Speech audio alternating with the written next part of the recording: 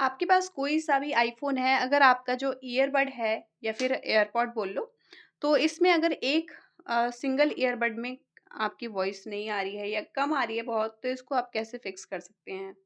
तो इसके लिए करना क्या है कि आपको जाना है यहाँ पे सेटिंग पे, स्क्रॉल करके जाएँगे यहाँ पे एक्सेसिबिलिटी पे और एक्सेसिबिलिटी पे जाने के बाद यहाँ पे आपको नीचे स्क्रॉल करना है।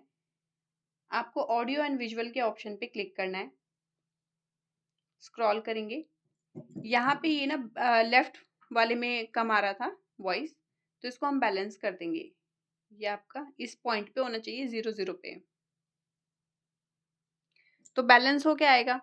और अगर इस किसी में आपको बढ़ाना है साउंड को तो यहाँ पे इंक्रीज कर लो, और किसी में जैसे लेफ्ट और राइट दो ईयरबड होते हैं ना, तो ये आप अपने हिसाब से कर लो जिसमें आपको कम ज़्यादा चाहिए।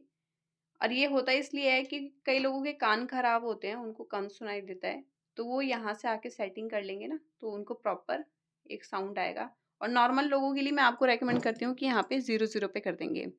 तो कुछ इस टाइप से आप सेटअप कर लेंगे। आई होप ये वीडियो आपको ज़रूर पसंद आया होगा। मिलते हैं नेक्स्ट वीडियो में, तब तक के लिए नमस्कार।